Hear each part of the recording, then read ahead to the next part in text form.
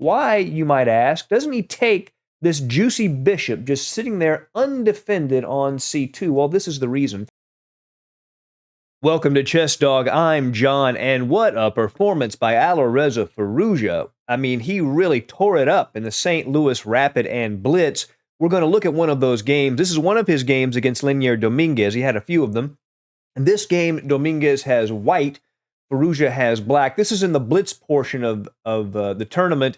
It's 5 minutes for each side with a 2-second increment. Let's jump right in. Dominguez begins with e4. Firouzja responds with e5. Knight f3, knight c6, bishop c4, an Italian game. Knight f6, d3, bishop c5, a position we see over and over and over again at the highest levels.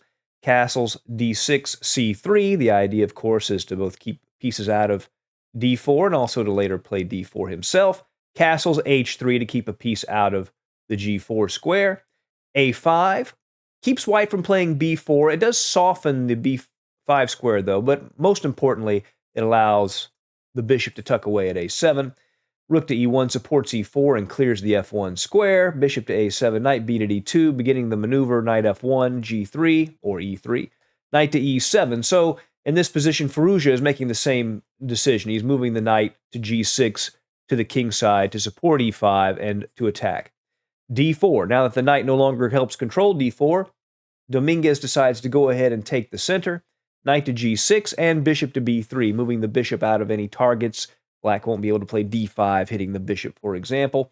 c6 and bishop to c2. Dominguez wants to attack here. You can tell he's sort of putting his pieces in position. He wants to maneuver into the king side and attack. Here, Firouzja plays ed4. That's actually a novelty. In the past, knight to h5, attempting to go into the f4 square, was played. But he takes on d4, takes, and now d5 and e5.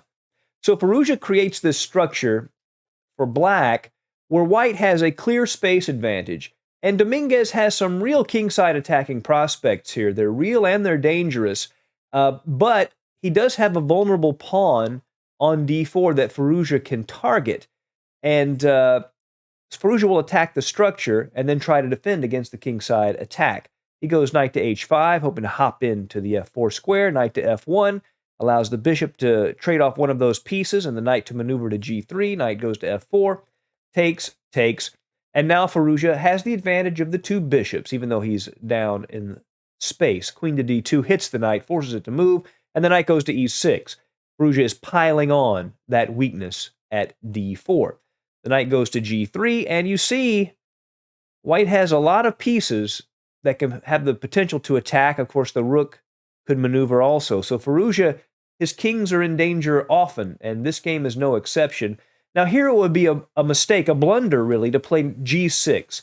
You know, you want to keep this knight from going into the h5 square and causing a lot of trouble. So in that case, g6 makes a lot of sense. However, it doesn't work tactically because of this idea. Knight to h5, and the threat of going into f6 is just too devastating. And you can't take the knight because a queen to h6, threatening mate on h7, and if a move like f5, obviously to block the bishop's diagonal, you take en passant, and say rook f7 to help defend against the mate, then you just take on e6, bishop takes, and then knight to g5, hits everything, the h7 pawn, the rook, and the bishop. So Firouzja cannot allow that, and he does not play g6. Instead, he attacks the pawn chain at its front with this move, f6, a strong move that avoids all of those tactics. And here, Dominguez plays knight to f5. He could have played bishop to f5, attempting to take the knight and relieve the pressure on the d4 pawn, but he's out for blood in this game, believe me. And he plays knight to f5, moves that knight closer uncomfortably towards Firouzja's king. Firouzja takes on e5, and then knight takes e5 from Dominguez. So Dominguez is just getting closer and closer to Firouzja's king. However, this weakness at d4 is still there. It's defended right now by the queen and the knight at f5. So what does Firouzja do? Boom, g6. He kicks the knight away from the defense of the pawn. However, he allows the knight to go into h6 with check. So his king's got to be sweating here. The king moves to g7, and now knight e to g4 to help support that knight at h6, but knight takes d4. And Firouzja has won material. a very valuable central pawn. He's got a really beautiful structure here.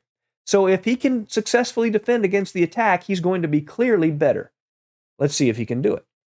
Dominguez plays queen to c3, pinning the knight to the king. The knight can't move at the moment. Firouzja gives back the two bishops, but gets rid of one of the key attacking pieces. Now, you'll notice around Firouzja's king, the dark squares are weak. But he does have a dark squared bishop that could later help defend those, whereas white does not have a dark squared bishop. If the roles were reversed, if black had a light squared bishop and white had a dark squared bishop to attack, black would probably just be lost. But he's got the right bishops. h5 kicks the knight away. And now Dominguez's pieces are starting to get pushed back. He doesn't want to retreat the knight because he knows if he retreats the knight, Firouzja is just going to consolidate and win. So he plays an attacking move, rook to e6. He says, I'll give up the knight, but I'm going to get into his king. Obviously, the bishop and the rook both meet at the g6 pawn. Firouzja says, okay, I'll take the pressure. And he takes the knight. Really sharp. Rook takes g6 check, king to f7. And here Firouzja is threatening knight to e2 check, which would fork the king and the queen. So Dominguez plays the most natural move in the position, rook to e1. Defends e2, but also puts Firouzja's king in a box. His king has nowhere to go at the moment. It's just in a box. And here, Firouzja plays rook to e8 to challenge the e1 rook. It was pointed out that probably rook to g8 was the better move. That sort of forces the exchange.